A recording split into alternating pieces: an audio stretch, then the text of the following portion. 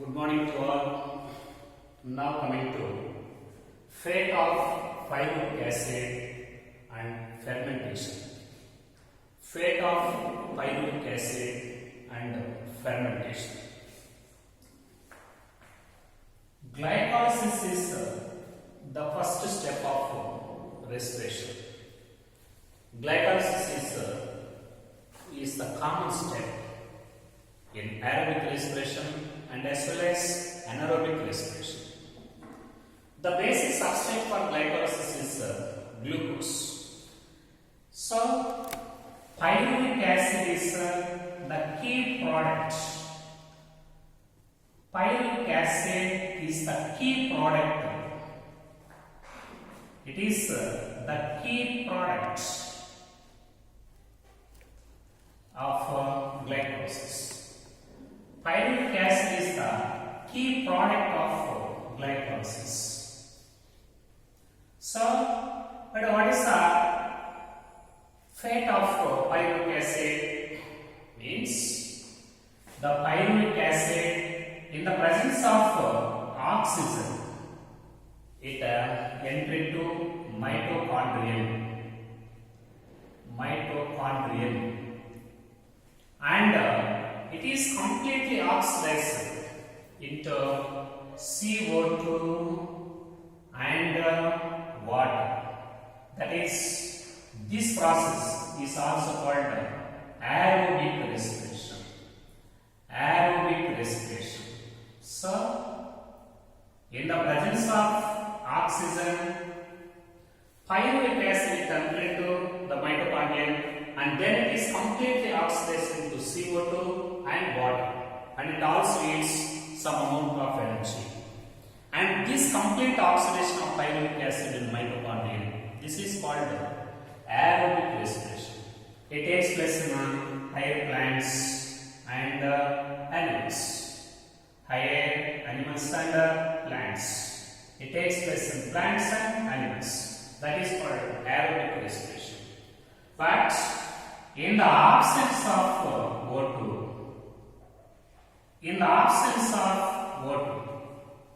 this pyruvic acid, it enters into fermentation.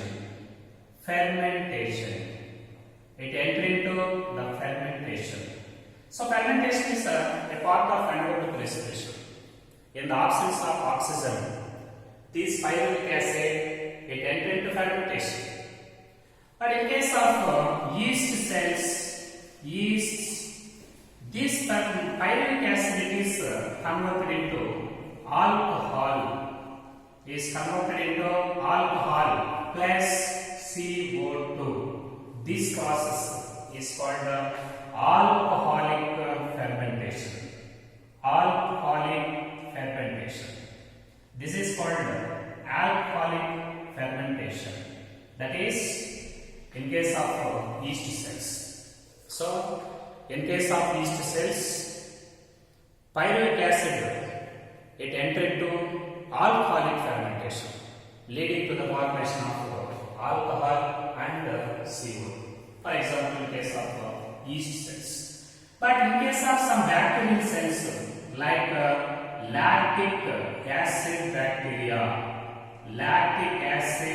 bacteria, simply they are also abbreviated as LAB, lactic acid bacteria. For example, lactobacillus is one of the lactic acid bacteria. So, in case of this lactic acid bacteria, this pyruvic acid, it is reduced to lactic acid.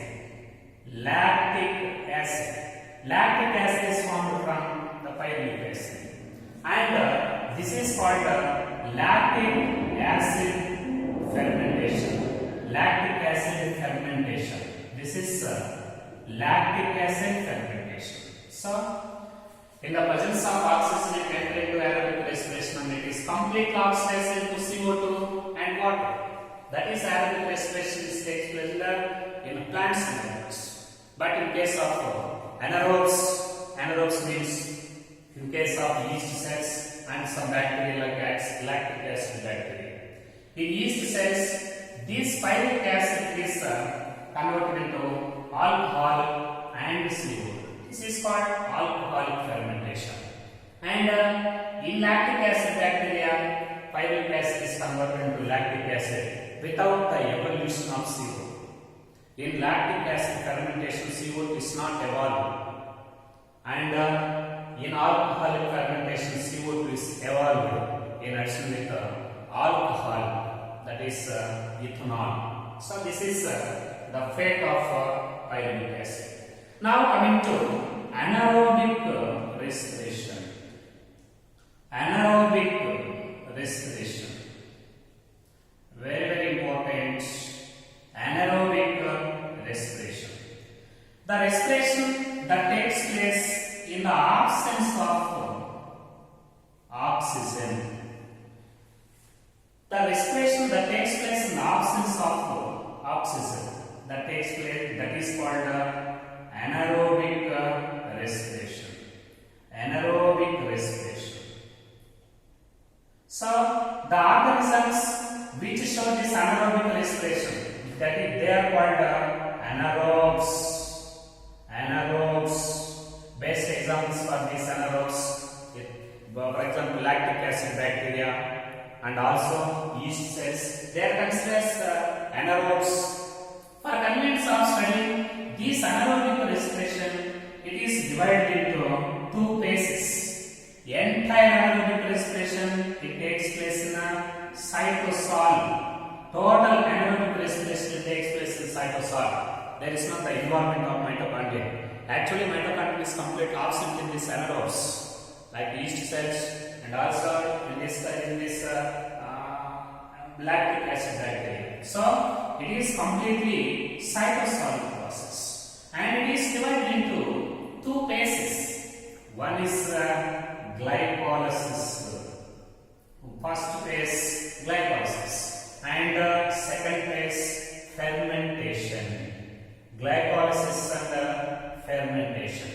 Glycolysis is the first step of anaerobic respiration, and fermentation is the second step of anaerobic respiration. So aerobic respiration, it completes within 4 steps. 1. Glycolysis. 2. Pyruvate oxidation, decarboxylation. 3. Krebs cycle. 4. Electron transport system. But anaerobic respiration, it completes within 2 steps. One is glycolysis, other one is fermentation.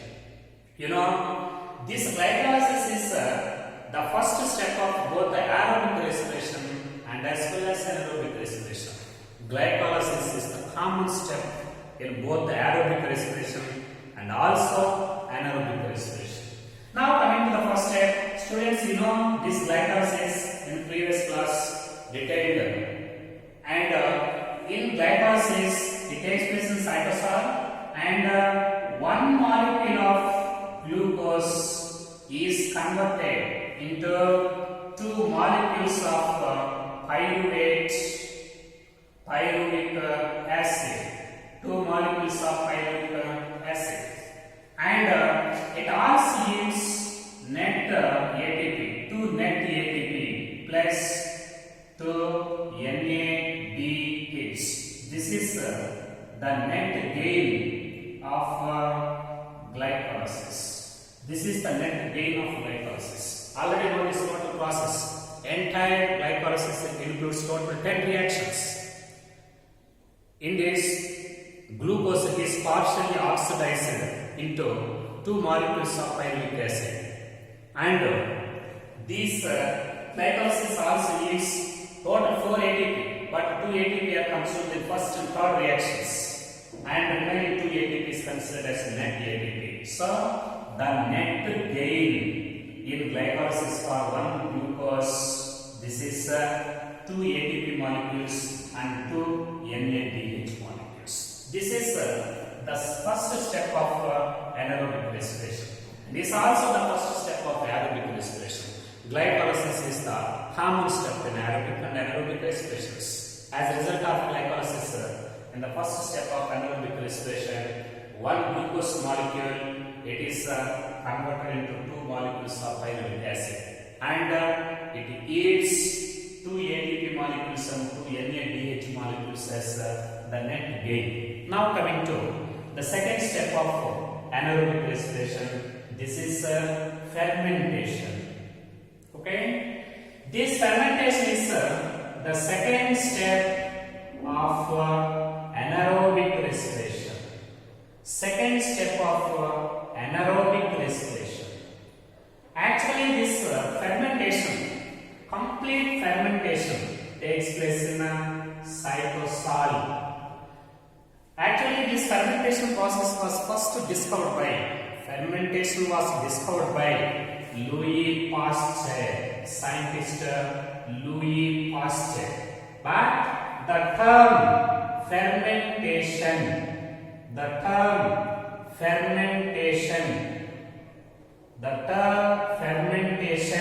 was coined by scientist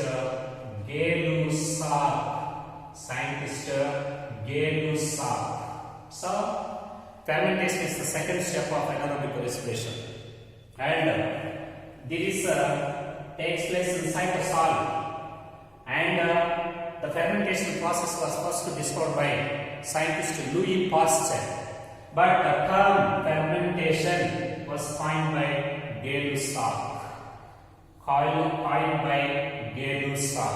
So, the basic substrate for this fermentation, this is pyruvic acid. Pyruvic acid is the basic substrate for this fermentation. Pyruvic acid is the basic substrate for this fermentation. I mean, the end product of glycolysis, that is pyruvic acid, is the basic substrate for fermentation. The end product of glycolysis is the basic substrate for fermentation, that is pyruvic acid. Actually, this fermentation, it includes a set of two enzymes. One enzyme. This is one enzyme is pyruvic decarboxylase enzyme. This is the first enzyme in this set. And second one, alcoholic dehydrogenase.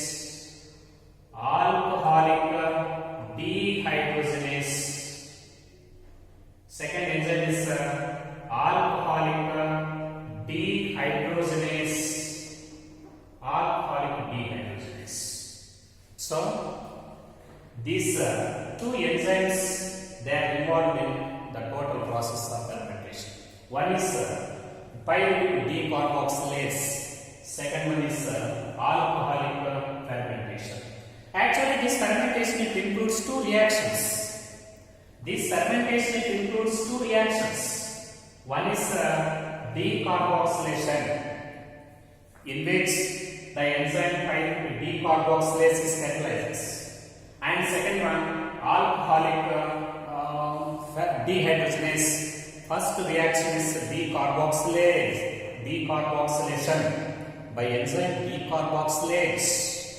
Second reaction is reduction by alcoholic dehydrogenase.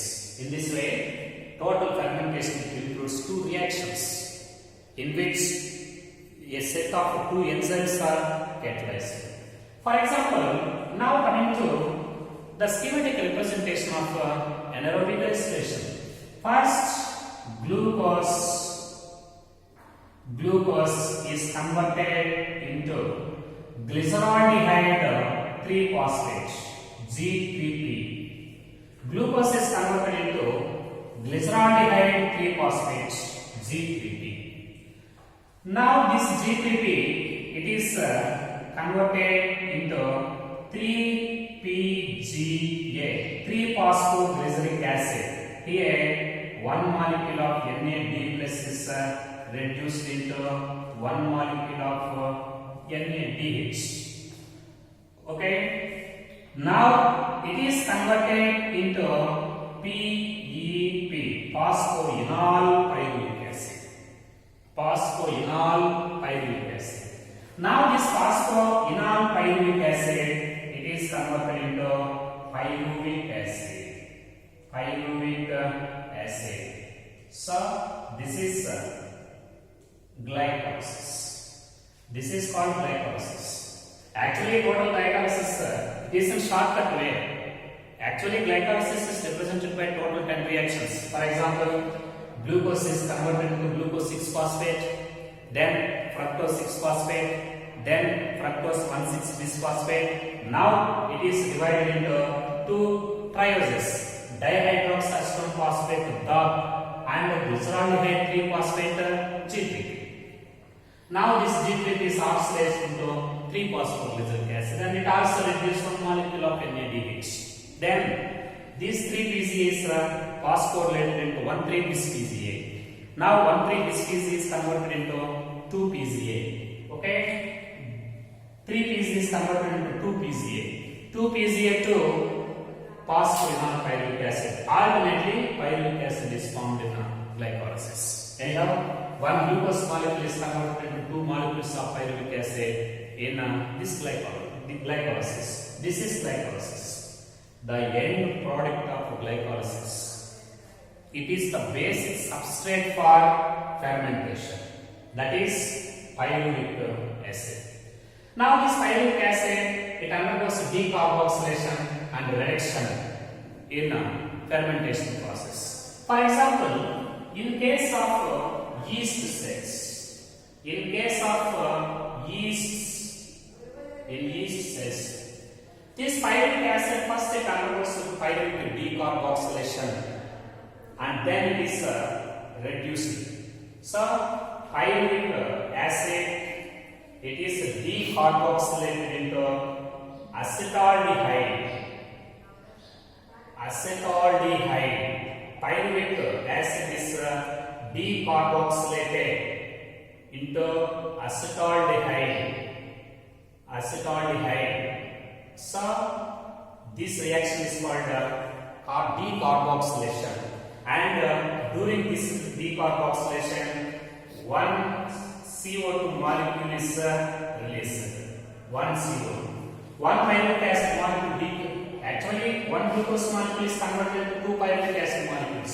2 pyruvic acid molecules are decarboxylated into 2 molecules of acetaldehyde, and also use 2 molecules of CO2. And this reaction is mediated by pyruvic decarboxylase, resulting in the formation of acetaldehyde. Now, in second step, that is alcoholic dehydrogenase enzyme. In second step, okay, this acetaldehyde, it is reduced into ethyl alcohol. Ethyl alcohol is reduced into ethyl alcohol in the presence of enzyme alcoholic dehydrogenase. Here, one molecule of NADH is oxidized into NAD+. So, one molecule of NADH is utilized. Actually, the hydrogens present in NADH, they are transferred to acetaldehyde and it is reduced to ethyl alcohol. This is reduced to ethyl alcohol. So, in case of alcoholic fermentation, pyruvic acid first it decarboxylated into acetaldehyde and also HCO, and it is mediated by enzyme pyruvic decarboxylase. Now acetaldehyde is reduced into ethyl alcohol in the presence of enzyme alcoholic dehydrogenase, and one NADH is also used to donate the hydrogens to acetaldehyde. So in all, this is called alcoholic fermentation. This is called alcoholic fermentation. Alcoholic fermentation. Example, yeast cells. So this is example, yeast cells. What are the end products of alcoholic fermentation? End basic substrate is pyruvic acid. End products CO2 and ethyl alcohol. they are end products of alcoholic fermentation. Example, yeast cells. This is alcoholic fermentation. Example, yeast cells. But in lactic acid fermentation, so this pyruvic acid, it is directly reduced into lactic acid. Directly reduced into lactic acid. It is directly reduced into lactic acid, and it also uses two molecules. One NADH is also utilized. NADH is oxidized to NAD+, and it is mediated by lactic acid dehydrogenase, lactate dehydrogenase enzyme, lactic acid dehydrogenase. Directly pyruvic acid. Two pyruvic acid molecules are directly reduced into two molecules of lactic acid without the evolution of CO2. Here, lactic acid dehydrogenase enzyme is participated. Here also, NADH molecules are utilized to donate the hydrogens. And this process is called lactic acid fermentation. This is called lactic acid fermentation. Best examples lactic acid bacteria. This is best example. So here fermentation is of two types. Alcoholic fermentation. Okay. Example, yeast cells. Here pyruvic acid molecules are first decarboxylated into two molecules of acetaldehyde, and then they are reduced to ethyl alcohol. So in lactic acid fermentation, the end products are ethyl alcohol and CO2. But in lactic acid fermentation, pyruvic acid is directly reduced to lactic acid without the evolution of any CO2 molecules. In both the fermentation process, NADH2 are used to donate the hydrogens. This is lactic acid fermentation. This is alcoholic fermentation. Here, CO2 evolution is found only in this alcoholic fermentation, but not in this lactic acid fermentation. Students, now coming to the most important, that is the most important here, like in animals also, like muscles, when the exercise, when in animals also, like muscles, when excess exercise, here this is pyruvic acid is converted into lactic acid. So in animals also, like muscles, when exercise, in the absence of inadequate of water, means in animals also like muscles, when the exercise in the absence of oxygen, that is inadequate of oxygen, pyruvic acid is also converted to lactic acid by enzyme lactate dehydrogenase. Lactate dehydrogenase. This is the enzyme. Like animals, in muscles, like animals, in animals, like muscles, in the absence of oxygen during exercise, pyruvic acid is converted into lactic acid by enzyme lactate dehydrogenase. At the same time, less than 7% of energy. Okay, less than 7% of energy present in glucose is released in anaerobic respiration.